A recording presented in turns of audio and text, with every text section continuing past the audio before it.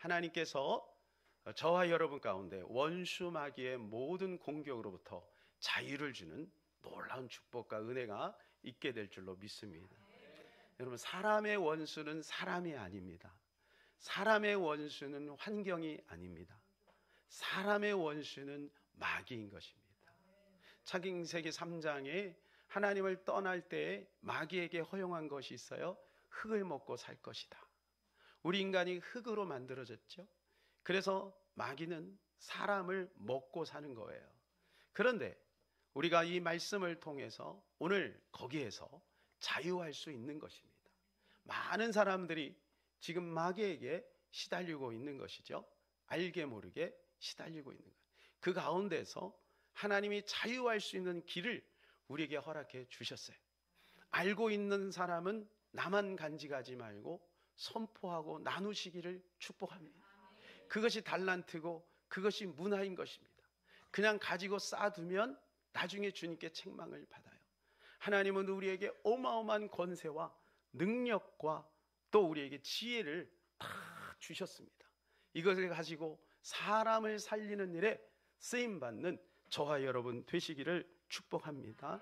그래서 우리가 그 비전을 갖기 위해서 우리가 이제 비전 시리즈를 나누고 있습니다만은, 지난주에 우리가 비전에 대해서 나누면서 비전은 가져도 되고 안 가져도 되는 것이 아니라 비전은 반드시 가져야 된다는 것을 우리가 나눴어요. 왜 그럴까요?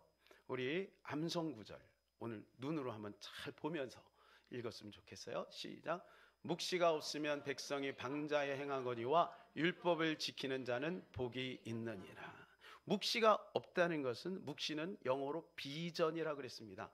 비전이 없는 사람은 아무렇게나 살게 된다는 거예요. 흔들리며 산다는 거죠. 여러분, 우리가 살아가는 데 있어서 중요한 것은 속도보다 방향이 중요합니다. 아무리 빨리 간다 할지라도 방향이 틀리면 오히려 빨리 가는 것이 손해죠. 그렇죠? 동의하시죠? 그래서요, 방향 설정을 제대로 하면 천천히 가더라도 그게 빠른 거예요. 우리 사랑하는 자녀들, 가족들의 방향을 우리 부모님들이 잘 설정을 해주면 그 아이가 지금 당장은 조금 힘들고 어려운 것 같아도 오히려 시간이 가면 갈수록 그 아이들에게 축복이 되는 것 아니겠습니까? 그래서 이 비전은 기준인 것입니다. 기준. 그래서 초등학교 때 우리가 이렇게 딱 조회를 하면 항상 앞에서 선생님이 그러죠. 기준 그러잖아요. 그죠? 기준. 그러면 그 기준이 딱 세워지고 그 양옆으로 쫙 횡대 종대로 쫙 퍼지잖아요. 안 해보셨어요? 참 기준이 있는 거예요. 기준. 우리 삶에도 기준이 있는 거죠. 그것이 바로 뭐냐 하면 비전인 것입니다. 비전. 그래서 우리가 이 비전을 갖는 데 있어서, 비전은 우리가 다 하나님이 주신 것이라고 말씀하셨죠. 비전을 주셨음을 깨닫는 사람이 있고, 비전을 주셨는데도 불구하고 깨닫지 못하는 사람이 있는 거죠. 달란트 비유에서 알 수 있죠. 문화 비유에서 달란트가 비전이고 문화가 비전이에요. 다 가지고 있는 거예요. 없는 사람이 없어요. 확인해 보세요, 여러분. 주머니에 있는지. 달란트, 문화 있나요? 예, 다 가지고 있어요. 근데 그것을 땅에 파묻고 수원에 쌓아둔 사람은 가졌음에도 불구하고 없다고 생각하는 거죠. 여러분, 우리는 다 하나님이 주신 줄로 믿습니다. 그러면 그 비전을 가지고 우리가 힘차게 출발을 해야 되는 거죠. 근데 이 출발하는 것도 어떻게 출발하느냐에 달라요. 100m 달리기 하는 사람들 보면요, 아주 신경전이 아주 치열합니다. 한 번이라도 조금이라도 더 빨리 가려고 하다가 반칙해갖고 실격되잖아요. 그 스타트가 굉장히 중요한 것이에요. 스타트 라인이 있습니다. 축구 이번에 참 잘했죠, 그죠? 축구도 보면 출발 라인이 있어요. 상대 진영 골대에서 출발하지 않아요. 중앙에서 출발해요. 다 기준이 있단 말이죠.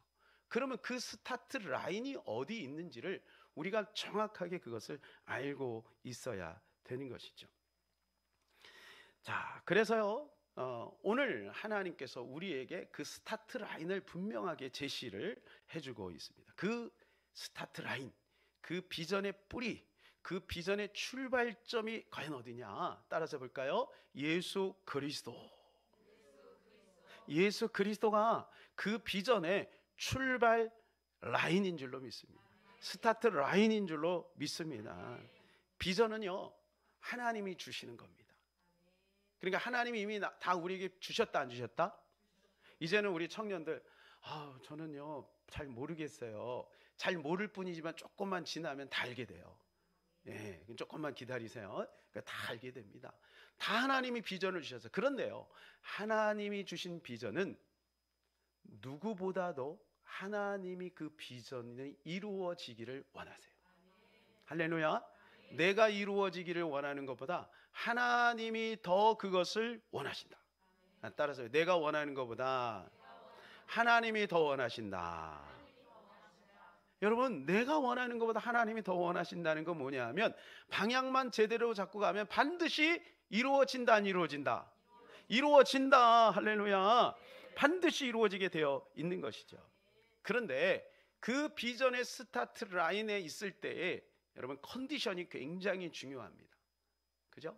그때 봐요, 자유가 있어야 돼요. 자유가 뭐냐? 오늘 유월절 사건인 것입니다. 유월절 사건은 여러분 잘 아시죠? 이스라엘 백성들이 430년 동안 이 애굽에 노예로 지냈습니다. 이 노예로 430년을 지냈으니 그들은 완전히 굳어 있는 거죠. 근데 하나님이 그들을 이제 출애굽을 시킵니다. 그리고 가나안까지 인도를 하셔요. 이스라엘 백성들은 그것에 대해서 일도 생각하지 않았어요. 힘들다만 생각했지 거기서 빠져나와서 가나안으로 갈 생각을 전혀 안 했어요. 그러니 비전은 누구의 비전이야? 하나님의 비전이에요. 모세도 생각하지 않았어요. 젊을 때 모세는 그 자리에서 어떻게 해보려고 했지만 만용이었고요. 모세도 깨닫지 못했어요. 모세도 내가 어떻게 합니까? 난 입이 뻣뻣해서 못해요. 그렇게 했던 사람이에요. 그런데 하나님이 이스라엘 백성들에게, 모세에게 비전을 심어준 거예요. 끊임없이. 사랑하는 여러분, 그래서 주일날 와야 비전을 들어요. 비전을 들어야 가나안이 보여요. 그래야 출발할 수 있어요. 안 그러면 현실에 만족하는데 그게 노예 생활이라니까. 그게 노예 생활인 거예요. 거기서 빠져나와야 돼. 어디로 가야 돼? 가나안으로 가야 돼. 그게 비전인 거예요. 그래서 하나님이 이 유월절 사건을 통해서 힘있게 출발하도록 하셨다라고 하는 것입니다. 이스라엘 백성들은요, 그거 원인도 몰라요. 이유도 몰라요. 그러고 나서 나중에 깨달아 보니까, 이야, 이게 하나님이 우리를 택하신 거네. 그래서 그들은 시오니즘, 선민의식이 있었어요. 하나님이 우리 민족을 택했다. 특별히. 여러분, 이게 좋은 거예요? 나쁜 거예요? 좋은 거죠. 그러나 이스라엘 백성들 입장에서는 좋은 거지만 타민족 입장에서는 기분 나쁜 거예요. 왜 우리 게르만 민족은 안 택하고 왜 유대 민족만 택했냐 이거죠. 그리고 반유대주의가 생겨 아직까지 있잖아요. 그래서 가는 곳마다 수천 년 동안 얼마나 많은 고생을 했습니까? 그것은 이스라엘의 문제예요. 감사하고 겸손해야 되는데 우월의식을 가질 만하지요. 유대인들이 얼마나 잘나고 똑똑합니까? 세계 노벨상을 3분의 1을 가졌고 경제권을 쥐락펴락할 정도로 그들은 월가까지 완전히 장악하지 않았습니다. 그러니 반유대주의가 생길 수밖에 없는 것이죠. 그러나 그 출발점이 어디에 있는지를 명확히 알아야 돼요. 여러분, 지금 잘 되고 있습니까? 하나님이 하셨다는 것을 놓치면 안 돼요. 여러분, 혹시 지금 안 되고 있습니까? 하나님은 좋은 곳을 인도하려고 과정 중에 있다는 것을 기억하셔야 돼요. 하나님 반드시 우리를 통해서 당신의 비전을 이루어 가고 있는 것입니다. 그래서 우리는 처음에 예수에서 출발해야 되는 거예요. 자, 1번 같이 읽겠습니다. 예수가 출발이다. 어디가 출발해요? 자, 옆에 있는 사람 눈을 마주치면서 예수가 출발입니다. 시작. 여러분, 이게 굉장히 중요합니다. 우리의 스타트 라인은 어디냐? 예수인 것입니다. 2절을 읽어볼까요? 이 날을 너희에게 달의 시작 곧 해 첫 달이 되게 하고, 이 달을 너희에게 달의 시작 곧 해 첫 달이 되게 하라. 자, 이스라엘 백성들은 애굽에 지금 있는 겁니다. 애굽의 원력을 사용하고 있었어요. 그런데 갑자기 하나님이 이 날을 정초로 잡아라 이런 거예요. 이 날을.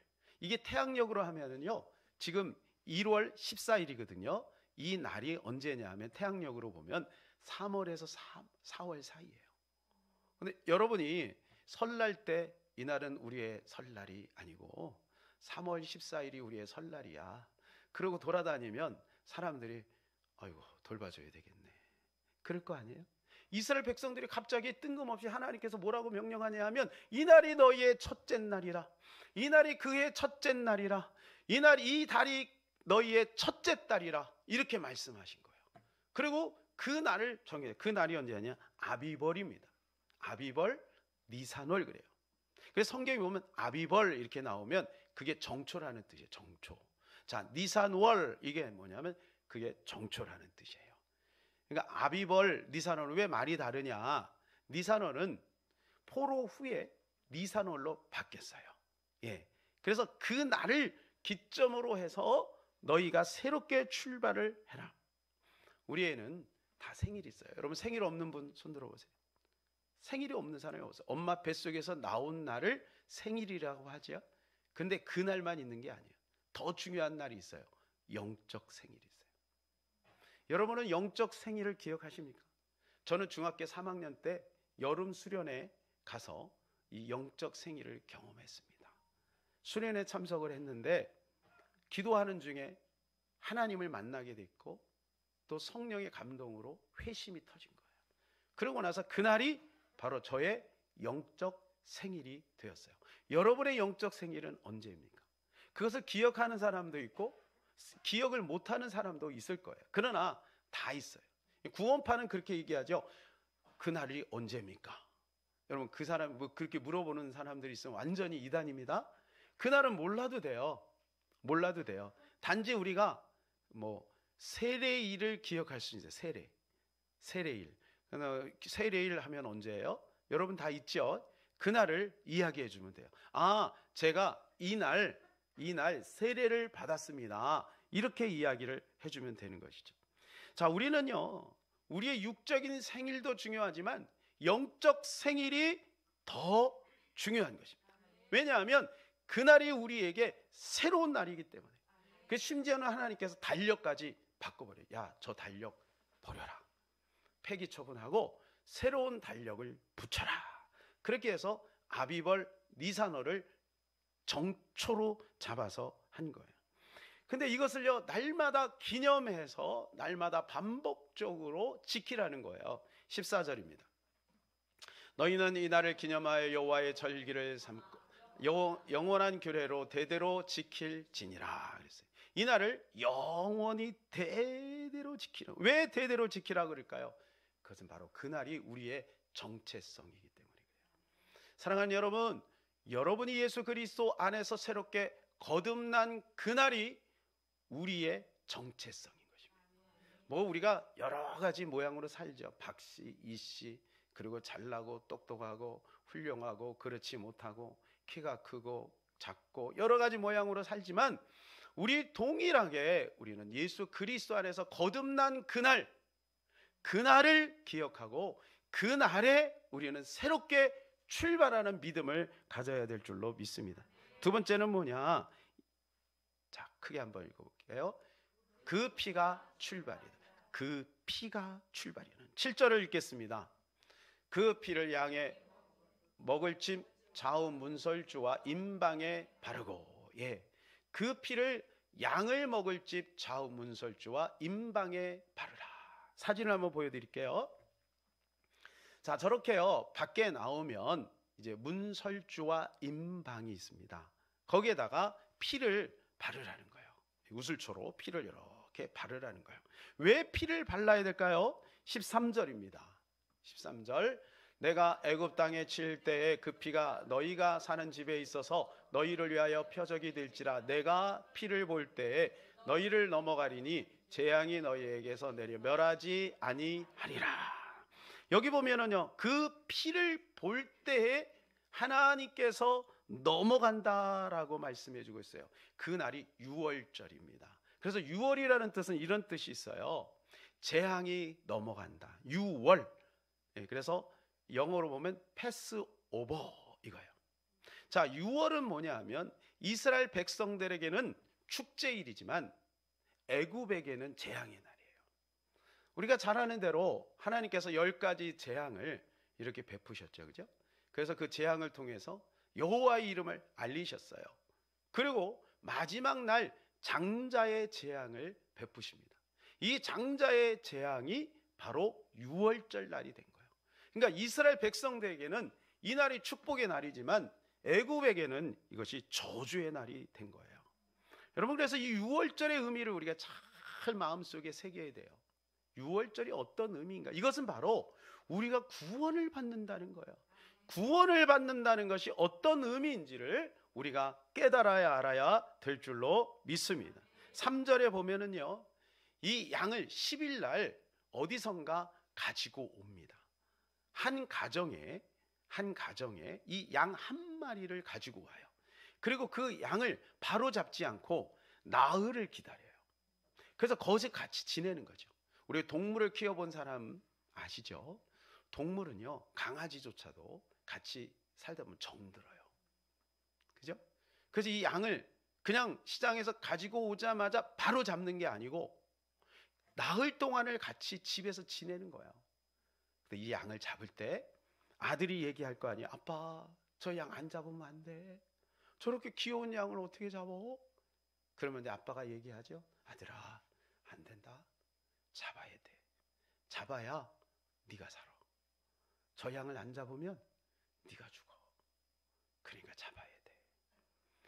그 아들은 애원을 하더라도 이 양을 잡아야 돼요. 사랑하는 여러분, 이것이 주님의 마음 아닐까요? 이것이 우리 아버지의 마음 아닐까요? 아버지가 독생자 예수 그리스도를 잡아야만 우리가 하나님의 백성이 되는 거예요. 그 어린 양 예수를 잡아야 우리가 잃었던 아들들을 다시 얻게 되는 거예요. 그래서 하나님은 이 양을 잡을 수밖에 없는 거예요. 그래서 십자가에서 예수 그리스도를 잡는데 철저하게 잡지 않았습니까? 머리에 가시관 쓰시고 온몸에 채찍질 맞으시고 나중에는요, 옆구리에서 물과 피를 다 쏟으시면서 그렇게 어린 양을 하나님이 잡습니다. 그리고 나서 하나님께서 우리에게 이제 또 그 양을 어떻게 하냐면 양의 피를 밖에다가 바르라고 말씀하고, 밖에다가. 예? 여러분, 오늘 이 말씀을 잘 기억하셔야 돼요. 양의 피를 바르는데 어디다 바르느냐? 밖에다가 바르는 거예요. 어디다가? 밖에다가. 누구 보라고? 밖에 바르면 안에 있는 사람은 안 보여요. 밖에 있는 사람이 보여요. 그리고 하나님이 그걸 봐요. 죽음의 신, 재앙의 신이 지나가다 그 피를 보고 넘어가는 거예요. 그 피를. 그리고 오늘 14절에 그렇게 말씀해 주잖아요. 내가 그 피를 볼 때에 넘어가리라. 여러분, 그래서 우리가 예수를 믿고, 물론 감정적인 동요가 있을 수도 있습니다. 감격도 있을 수 있습니다. 그러나 중요한 것은 피를 바르는 겁니다. 피를 안 바르면 안 되냐고? 안 돼요. 피를 발라야 돼요. 이해가 안 돼도 피를 발라야 돼요. 여러분 가정이 살 수 있는 길은 바로 이 피를 발라야 되는 겁니다. 여러분이 살 수 있는 길은 바로 이 피를 발라야 되는 겁니다. 그 사람이 아무리 훌륭하고 많이 배웠다, 많이 훌륭하다, 잘생겼다, 그거 상관없어요. 예수의 피를 발라야만 구원을 받게 되는 것입니다. 그 집안에 있는 사람이 살인자든지 도둑놈이든지 상관없습니다. 그 사람이 그 안에서 넘어졌던지 쓰러졌던지 상관없습니다. 그 안에만 있으면 되는 거예요. 그 안에 예수의 피를 좌우 문설주와 임방에 바른 그 집안에만 있으면 되는 거예요. 여러분, 우리가 예수 그리스도 안에만 있으면 살아나는 것입니다. 예수 그리스도 안에 있어야 되는 것이죠. 그때 우리에게 자유가 주어지는 겁니다. 자유가 주어졌을 때 비로소 우리는 비전을 향해서 출발할 수 있는 거예요. 다음 날 그들은 출애굽하면서 비전을 향해 나아갑니다. 근데 그것이 어디서부터 출발됐느냐? 이 6월절 어린 양의 핏부림에서부터 출발이 되었다는 것. 그러니까 이 6월절을 통과하지 않고는 온전한 비전이 이루어질 수 없다는 거예요. 아이들이 꿈이 있지요. 뭐 원하는 대학에 가서 내가 의사가 되겠다, 박사가 되겠다. 예수 밖에 있는 사람들이 가지고 있는 그 수많은 꿈들은 비전을 이루는 것이라고 볼 수 없어요. 왜냐하면 6월절을 통과하지 않았기 때문에. 이 비전은 하나님의 비전인 거예요. 하나님의 비전은 예수님 안에서 확정된 것이고 6월절을 통과해야만 하나님의 비전으로서 우리는 출발할 수가 있는 것입니다. 사랑하는 우리 청년들이여, 예수 그리스도의 핏부림의 역사 6월절을 통과하여 이 비전을 향하여 나아가시는 저와 여러분 되시기를 축복합니다.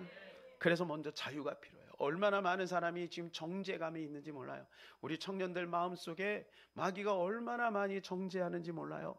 그때 이 6월절을 바라보세요. 예수의 핏부림을 바라보시기를 축복합니다. 어떤 남매가 시골에 살고 있는 할머니 할아버지 댁을 찾아갑니다. 그래서 이제 일정 기간 동안에, 방학 동안에 그곳에 이제 지내게 되는 거죠. 그래서 그곳에 지내면서 이 소년이 이제 이 새총을 이렇게 연습을 했어요. 이 새총을 막 연습을 하다가 잘못해가지고 이 새총으로 할머니가 그렇게 애지중지 키우는 오리를 맞췄어요. 오리가 그 자리에서 꽥 하고 죽어버렸어요. 이게 어떻게 해요? 뭐 아무도 모르게 장작더미 속에 이 오리를 싹 감췄어요. 아무도 안 봤는 줄 알았는데 세상에 동생이 봤네. 동생이 봤어요. 어떻게? 자, 그날 점심때가 되었습니다. 식사가 다 끝나고 할머니가 그 동생, 여동생에게 이야기합니다. 셀리, 할머니 설거지하는 것 좀 도와줄래? 그랬더니 셀리가 이렇게 말합니다. 아니요 할머니, 오늘은 자니 오빠가 부엌 일을 도와주고 싶어 해요. 자니? 그렇지? 그러면서 옆으로 싹 지나가면서 오리 기억하지? 뭔 말인지 아세요? 오리 기억하지? 그랬더니 어떻게 해요? 할머니한테 들키면 안 되잖아요. 그래서 얼른 가서 이제 설거지를 한 거예요. 다음 날입니다. 할아버지가 얘들아 우리 낚시 가자. 할머니가 이야기합니다. 안 돼요. 셀리는 저녁 준비를 해야 돼요. 안 돼요. 그때 셀리가 이야기합니다. 할머니 아니에요. 이 자니 오빠가 할머니를 도와주고 싶대요. 그렇지 자니? 오리 기억하지? 여러분 마귀가요 우리를 그렇게 정죄해요. 우리가 예수 그리스도 앞에 나가서 우리를 회개해야 되는데 회개하지 않으면 마귀가 그렇게 공격해요. 자니는 도저히 안 되겠어요. 며칠 동안 계속 셀리에게 당하고 그 다음에 이제 할머니에게 찾아갑니다. 할머니 제가요 이렇게 해가지고 잘못해가지고 이렇게 돼서 이렇게 했어요. 할머니 용서해 주세요. 그랬더니 할머니가 이렇게 말을 합니다. 자니야 다 알고 있었단다. 너를 용서하마. 나는 단지 셀리가 너를 노예로 삼는 것을 내가 얼마나 견디는지 두고 보았을 뿐이야. 두고 보았을 뿐이야. 여러분 하나님도요 우리가 회개하기 전까지는요 침묵하세요. 우리가 회개하지 않으면 마귀에게 끊임없이 시달리는 거예요. 사랑하는 여러분, 주님의 보혈은 오늘 우리 눈앞에 있습니다. 우리가 하나님을 만나려면 반드시 이 보혈의 피를 들고 나가야 될 줄로 믿습니다. 우리 의로움으로 나가는 것이 아닙니다. 우리의 용기로 나가는 것도 아닙니다. 여러분 우리의 선행으로 나가는 것도 아닙니다. 오직 예수의 피를 들고 나가야 되는 것입니다. 그때 우리에게 자유가 오는 것이고 이 자유가 있을 때 6월절을 통과하고 나서 비로소 우리는 힘차게 앞으로 출발할 수가 있는 것이죠. 뿐만 아니라 우리만 사는 것이 아니라 우리에게는요 핏부림의 자유와 권한과 또 책임이 있는 거예요. 핏부림을 할 수 있는 권한이 우리에게 있다는 것입니다. 자, 베드로전서 1장 2절입니다. 예수 그리스도의 핏부림을 얻기 위하여 택하심을 받은 자들에게 편지하노니. 뭐라고 돼 있어요? 예수 그리스도의 핏부림을 얻기 위하여 택하심을 받았다. 우리가 왜 하나님 앞에 택하심을 받았다고요? 우리가 구원을 받을 뿐만 아니라 이제는 우리가 예수 그리스도의 핏뿌림을 하는 존재가 되었다는 거예요. 여러분 믿으십니까? 그래서 먼저 우리 자신에게 그 피를 뿌리시기를 바랍니다. 그리고 우리 식구들에게 피를 뿌리시기를 바랍니다. 그리고 우리 친구들에게, 또 우리의 만나는 모든 사람들에게 이 피를 뿌려야 될 줄로 믿습니다. 우리 교회가 이 코로나 기간에도 우리는 가능하면 전도를 쉬지 않고 했어요. 이유는 바로 여기에 있는 거예요. 듣든지 아니 듣든지, 그들이 반응을 하든지 반응을 하지 않든지 우리에게 주어진 책임이 있어요. 그게 뭐냐? 피 뿌리는 거예요. 계속해서 뿌리는 거예요. 예수 믿으세요. 예수 믿어야 구원을 받습니다. 우리는 전도지를 끊임없이 전해야 될 줄로 믿습니다. 그래서 이 피 뿌림의 역사를 통해서 하나님의 영광이 나타나는 거예요. 더 글로리 처치가 바로 이 피 뿌리는 전초 기지가 되기를 주님의 이름으로 축복합니다. 세 번째는 피만 뿌리는 것이 아니라 이제 예수를 먹어야 돼요. 자, 세 번째, 예수 피를 먹으라. 저렇게 돼 있었습니까? 예수를 먹으랍니다. 예수를 먹으라. 시작. 예수를 먹으라. 뭐를 먹어요? 예수를 먹어야 돼요. 예수. 자, 8절 9절입니다. 같이 한번 읽겠습니다. 그 밤에 그 고기를 불에 구워 무교병과 쓴 나물과 아울러 먹되 날것으로나 물에 삶아서 먹지 말고 머리와 다리와 내장을 다 불에 구워 먹고. 자, 이제 여기 말씀에 보게 되면 6월절은 바로 이 피만 뿌리는 것이 아니라 먹어야 되는 것까지 포함하고 있는 것을 보게 돼요. 먹는 것까지. 무엇을 먹나요? 첫 번째는 고기를 먹습니다. 예수님이 그랬죠. 내가 뭐라 그랬어요? 나를 먹으라. 요한복음에 나를 먹으라 그렇게 말씀하셨어요. 이 말이 이해가 되지 않아서 수많은 사람들이 다 도망갔어요. 여러분, 이 말은 그때 당시에 너무 어려운 말이에요. 어렵도다. 이 말이 어렵도다 하면서 다 도망갔어요. 그래서 예수님이요, 제자들에게 물어, 너희도 가려느냐? 너희도 가려느냐? 그랬더니 베드로가 뭐라 그래요? 영생의 말씀이 이에 있으니 내가 누구에게 가오리까? 베드로에게 이런 깨달음이 온 거죠. 여러분, 그 어린 양을 먹는다. 어린 양이 예수님이잖아요. 그 어린 양을 먹는다는 것이 바로 무엇이냐면 예수를 먹으라는 거예요. 여러분, 피만 뿌리지 말고 예수를 먹어야 돼요. 이것을 대대로 지킨다는 것은 뭐냐면 정기적으로 먹으라는 거죠. 근데 이것을 먹는데 어떻게 먹느냐? 무교병과 쓴 나물과 아울러 먹어야 돼요. 무교병. 자, 무교병이 뭡니까? 예수님이 그랬죠. 내가 생명의 떡이라. 그래서 예수 그리스도를, 이것도 예수 그리스도예요. 특별히 이 무교병은 하나님의 말씀을 뜻하는 것입니다. 그러니까 하나님의 말씀을 먹으라는 거예요. 그럼 쓴나물은 무엇입니까? 학자들은 이 쓴나물은 뭐냐? 우리가 쓴나물을 먹을 때 아이들하고 쓴나물을 먹잖아요. 그때 물어볼 거 아니에요. 이거 쓴데 이걸 왜 먹어요? 아빠 이거 왜 먹어야 돼요? 그러면 이야기해 주는 거예요. 옛날에 하나님께서 우리가 애굽의 노예로 있을 때 그때 너무나도 고통스러웠는데 하나님이 이 유월절 사건을 통해서 우리를 해방시켜 주셨단다. 이거를 말씀하는 거예요. 바로 이게 그때 추억을 떠올리라는 거죠. 그런데 여러분, 우리가 쓴나물을 먹나요? 혹시 쓴나물을 먹는 분 있어요? 무교병은 먹죠. 말씀 먹잖아요. 매일같이 말씀 먹죠? 먹는다고 답변해 주세요. 안 먹어요? 먹잖아요. 우리 말씀 날마다 먹잖아요. 자, 그러면 쓴나물은 뭔가요? 쓴나물 안 먹죠. 혹시 쓴나물 드세요? 매일 드세요? 안 먹죠. 쓴나물이 뭐냐? 기도입니다.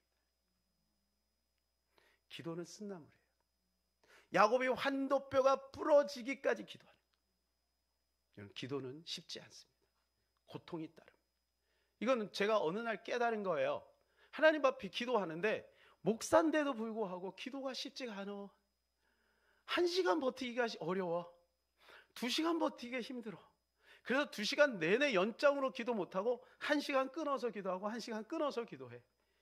그래서 시간을 지키려고 몸부림을 쳐요. 내가 왜 이렇게 기도를 해야 되나? 아니, 주님이 기도했으니까 당연히 목사도 기도해야 되는 건 맞죠. 아니, 기도 제목이 너무 많으니까 기도하는 건 맞죠. 그런데 기도가 너무너무 힘들어. 그러니까 많은 성도들이 새벽 예배 나오기 힘들고, 이게 힘들지 않으면 나올 거 아니에요. 철예배 나오기 힘든 거예요. 이게 힘들지 않으면 나올 거 아니에요. 힘든 거예요. 그만큼 효과도 없는 것 같아. 당장 눈에 표시도 안 나. 그러니까 기도가 힘든 거죠. 이게 뭐냐? 쓴나물을 먹는 거예요. 사랑하는 여러분, 이 예수 그리스도를 먹을 때 말씀도 먹고 그리고 기도와 함께, 그래서 말씀과 기도로 거룩하여 진다 그랬대요. 말씀과 기도를 함께 먹으면서 예수 그리스도를 먹으라는 거예요. 자, 그런데 특이한 게 있어요. 특이한 게. 그게 뭐냐? 9절이죠. 9절 다시 보면 머리와 다리와 내장을 먹으래요. 여러분 먹겠습니까? 예? 양의 머리를 먹고 내장을 먹고 그리고 다리를 먹으래요. 이 다른 성경에는 이 다리가 어떻게 되면 정강이로 돼 있어요. 정강이는 뭐예요? 다리의 힘줄을 말하는. 이거를 어떻게 즐겨서, 그 내장은 좋아하는 사람은 먹을 수 있겠죠. 근데 머리는 또 어떻게 먹어요? 제사법이 생기고 나서는 이것을 먹지 않습니다. 그런데 유월절 때는 먹어야 돼요. 자, 이런 의미가 있어요. 제사법은 이제 번제단에다가 불을 태워요. 그리고 고기는 제사장과 레위인들이 먹어요. 고기만 먹어요. 근데 그거는 번제단에 불을 태워요. 왜요? 내가 죄인인데 이 죄를 양에게 전가를 시키는 거예요. 그래 나를 거기에다가 내 속에 있는 것을 태워버리는 거예요. 이 머리와 다리와 내장이 뭘까요? 이것은 바로 이겁니다. 지정의예요. 우리의 머리, 우리의 내장, 우리의 감정, 그 다음에 우리의 다리, 의, 이걸 말하는 거예요. 그래서 우리가 6월절 출발 라인에서는 예수 그리스도의 피도 뿌려야 되지만 예수님의 지식을 먹어야 돼요. 예수님의 감성을 먹어야 돼요. 그러면 예수님의 행동을 먹어야 돼요. 이걸 인격을 닮으라는 거예요. 그래서 에베소 4장에 그리스도의 장성에 분량한 충만한 데까지 이르라 말씀하고 있죠. 거기까지 가야 된다는 거예요. 그래서 이런 한국교회가 지금 피 뿌리는 것으로 끝나. 먹는 것을 얘기하지 않아. 그러니까 어떻게 해요? 다음날 출발해야 되는데 먹는 게 없으니까 배가 고픈 거예요. 그러니까 힘이 없어 출발을 못하는 거예요. 하나님은 우리에게 비전을 주셨는데 그 비전을 향하여 우리가 힘있게 나가려면 먹어야 됩니다. 금강산도 모르십니까? 금강산도 식후경이에요. 이거 말 안 한 사람 있다면 점심 드시지 마세요. 먹어야 우리는 살 수 있어요. 근데 먹는데 영적으로도 뭐를 먹어야 되냐 이거죠. 예수를 먹어야 됩니다. 사랑하는 여러분, 예수님의 인격을 먹으시기를 바랍니다. 예수님의 지식을 먹으시기 바랍니다. 예수님의 감성, 예수님의 행동을 먹으시기를 축복합니다. 미국의 캘리포니아에 딸을 무척 사랑하는 부모가 있었어요. 근데 한 가지 문제가 있어. 이 딸이 교회를 다니는 것을 이 부모가 싫어하는 거예요. 어느 날 이 딸을 쾌유를 하기 위해서 아주 이 딸이 좋아하는 예쁜 자동차를 한 대 탁 사갖고 주차장에다가 딱 왔어요. 그래서 그 위에서 보면 그 주차장이 딱 보이거든요. 그래서 어느 날 그 위에서 딱 차를 마시면서 그 딸에게 이야기는, 사랑하는 딸아, 너 저기 멀리 빨간 차 보이지? 이 차가 무슨 차인지 아니? 글쎄요, 너무 이쁘네요. 이 차가 바로 너의 차야. 이 딸이 얼마나 좋아했겠어요? 그런데 한 가지 조건이 있다. 딸아, 너 교회를 나가면 안 돼. 교회를 안 나가면 내가 이 차를 너한테 줄게. 그렇게 얘기한 거예요. 그때 이 딸은 단호하게 얘기합니다. 엄마, 아빠, 그 선물에 대해서 정말로 고맙습니다. 그러나 저는 그 차를 원치 않아요. 그 차는 부모님이 가지세요. 저는 예수를 갖겠습니다. 이 딸의 단호한 말을 듣고 이 부모님의 마음이 감동이 됐어요. 사랑하는 청년들이요, 그럴 수 있겠어요? 부모님이 여러분들에게 여러분이 그토록 원하는, 여러분이 원하는 게 뭘까?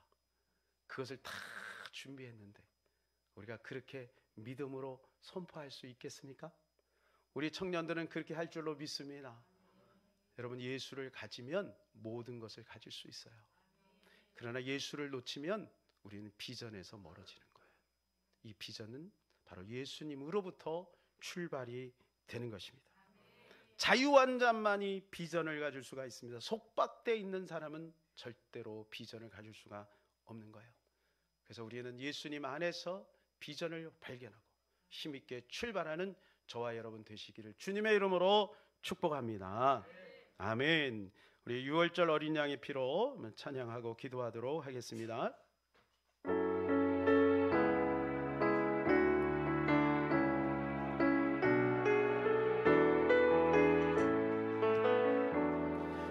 절 어린 양의 피로 나의 삶의 문이 열렸네. 저 어둠의 권세는 힘이 없네. 주 보혈의 능력으로 원수가 날 정죄할 때에도 나는 얻게 설 수 있네.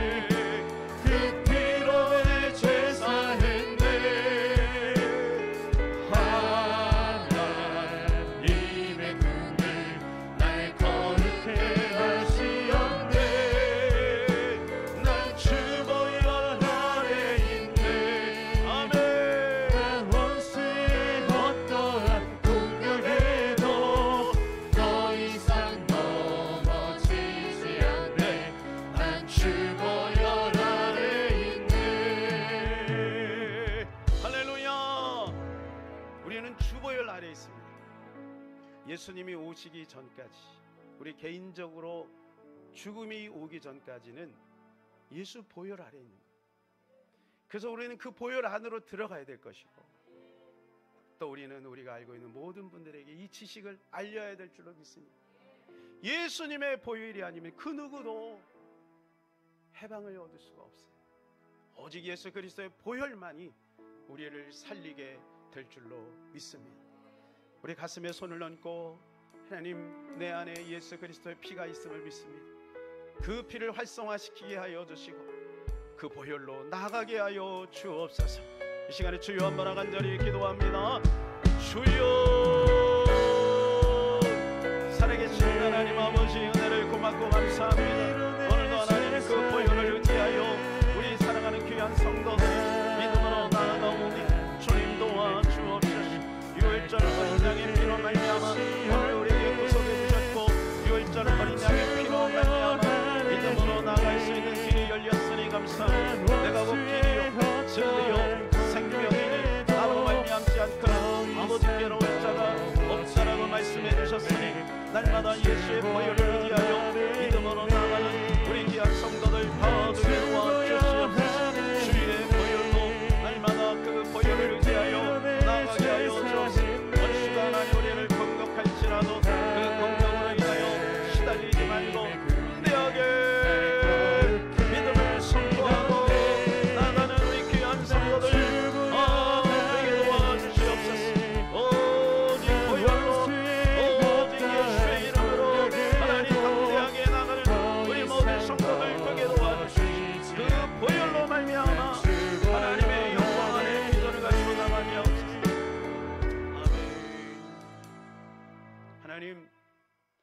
주님의 보혈 아래 있습니다. 주 예수 그리스도의 보혈로 말미암아 그 보혈 아래 있음을 우리가 믿습니다. 원수의 그 어떤 공격에도 흔들리지 않기를 원합니다. 하나님이 우리에게 베푸신 이 놀라운 길을 우리가 선포하게 하시고 나누게 하여 주시옵소서. 너무나도 많은 사람들이 이 보혈을 모르기에 마귀로부터 조롱당하고 노예 신세로 전락하여 고통 속에 억압 속에 있습니다. 하나님 믿음을 선포하게 하시고 하나님이 길을 선포하게 하여 주시옵소서. 하나님 아버지, 우리가 넘어진 그 자리에서 다시 한번 하나님 보혈을 의지하여 주님 앞에 나아갈 수 있도록 도와주시옵소서. 우리 사랑하는 청년들이 이 보혈을 잊어버리지 말게 하여 주시옵소서. 하나님, 보혈을 의지하는 자는 그 어떤 자에게도 기회가 주어지며 다시 한번 일어설 수 있는 힘이 주어져 있음을 기억하며 하나님, 좌절하고 낙심하고 하나님 아버지 슬퍼하지 말고 보혈을 의지하여 일어설 수 있도록 은혜 베풀어 주시옵소서. 우리 주 예수 그리스도의 이름으로 기도하옵나이다. 아멘. 지금은 우리 구주 예수 그리스도의 은혜와 만극하신 우리 아버지 하나님의 크고 놀라우신 사랑과 성령님의 감화감동 역사 충만 위로 교통하심이 오늘도 보혈을 의지하여 믿음을 가지고 힘차게 비전을 향하여 나가는 하나님의 사람들 머리머리 위에 이제로부터 영원토록 함께 있기를 간절히 축원하옵나이다. 아멘. 하나님 감사합니다. 주 예수 그리스도의